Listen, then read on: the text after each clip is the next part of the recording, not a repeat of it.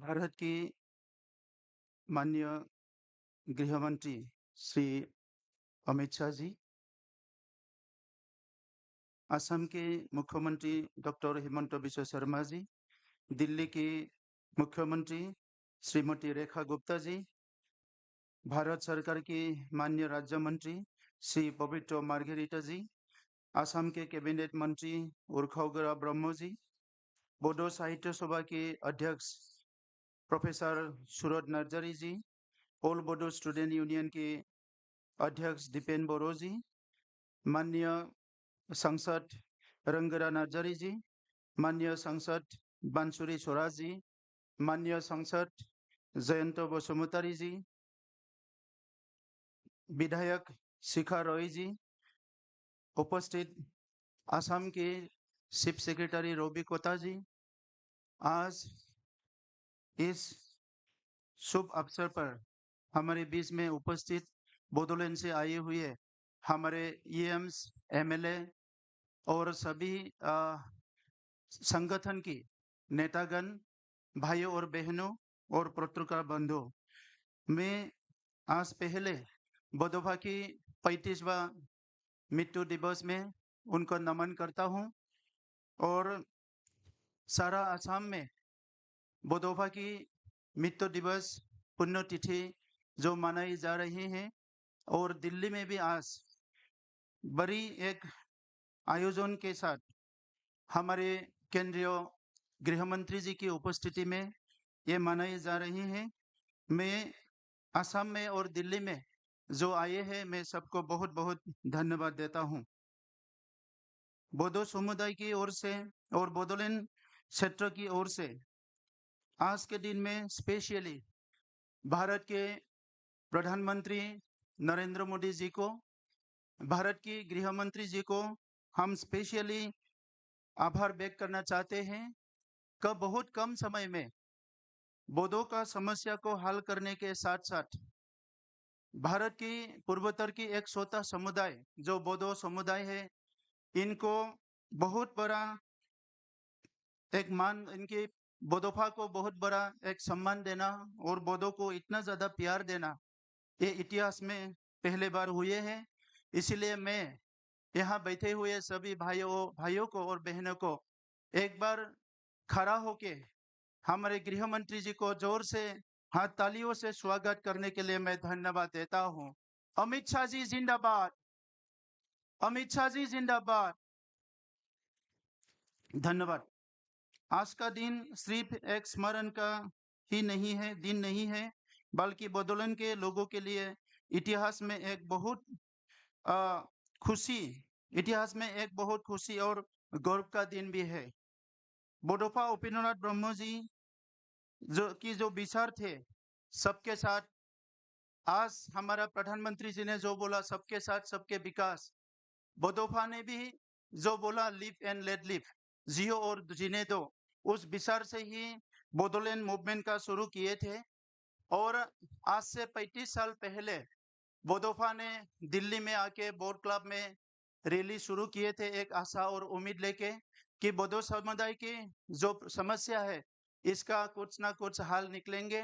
और वो आशा और उम्मीद लेके आज से 35 साल पहले बोडोफा ने जो काम शुरू किया था उस काम का एक नतीजा निकला है।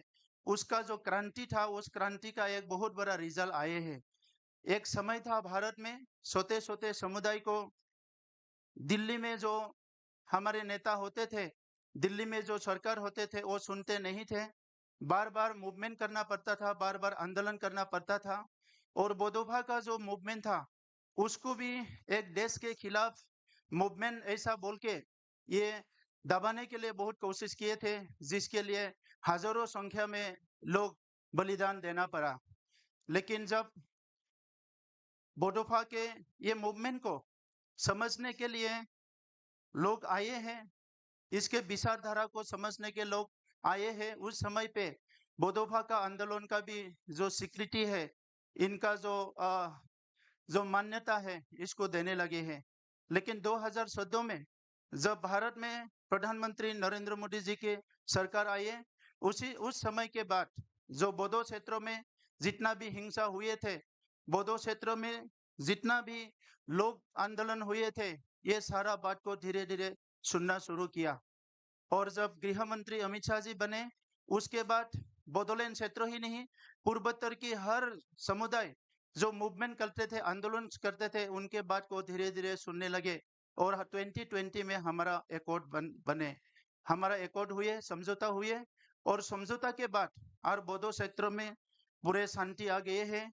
और शांति आने के साथ साथ बोडोभा की विचार को आज बोडोलैंड के लोग जितना मान्यता देते हैं, सम्मान देते हैं। भारत के जो नेता है, आज के जो नेता है, हमारे प्रधानमंत्री जी और गृह मंत्री जी ने इसका जो मान्यता दिया है, इसीलिए हम बोडो समुदाय जो है, आने वाले समय में इसका जो आभार है, हमेशा हमेशा हम आभारी रहेंगे। खास असम में हमारे मुख्यमंत्री जी के नेतृत्व में हर छोटे छोटे समुदाय एकजुट हुए हैं। एक इंक्लूसिव पॉलिटिक्स असम में शुरू हुए हैं, जिसको लेके हम सब लोग खुश हैं, हम लोग गौरव महसूस करते हैं। सर, आज बोडो समुदाय की ओर से मुझे बहुत बार बोलना था, लेकिन मैं बोलने के लिए मेरा भाषा नहीं है। जो काम आपने किए हैं वो हम लोग सपने में भी नहीं देखे थे, सोचे थे। इसीलिए मैं बहुत भावुक हूँ आज। बोडो का के लिए आपने जितना प्यार दिया है, जितना सम्मान दिया है, इसको मैं जितने भी धन्यवाद दो वो कम है। इसीलिए मेरा भाषण में मैं बहुत कुछ लिख के लाए थे, मैं बोलूंगा नहीं।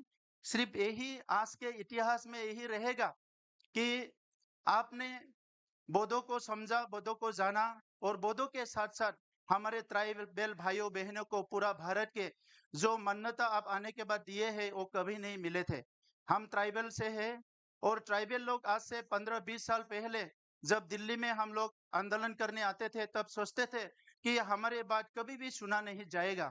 लेकिन आपके नेतृत्व में, प्रधानमंत्री जी के नेतृत्व में, एक ट्राइबल को, एक दलित को लेके देश के संविधान के उस पद पर आपने जगह दिया। ये हमारे लिए है बहुत बड़ा बात है भारत के इतिहास में। और आज आज भारत के ट्राइबल कभी नहीं सोचते हैं कि हम बिछड़े हुए हैं, हमारे लिए कोई नहीं है।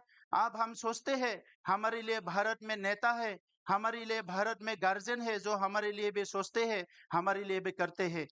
बोडो समझौता बहुत, इनका जो प्रावधान है ये अभी इम्प्लीमेंट हो गया है।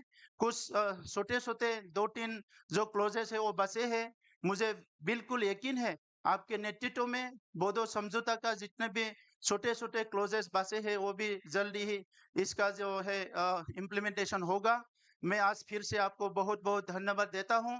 ये मार्ग जो है और ये स्टेचू आपने नेशनल कैपिटल में बोडोभा का जो आज अनावरण किया है, ये स्टेचू सिर्फ स्टेचू नहीं है, बोडो जाति का गर्व है, बोडो जाति का सम्मान है। और इसके लिए हम आपको हमेशा हमेशा के लिए याद रखेंगे। बहुत बहुत धन्यवाद।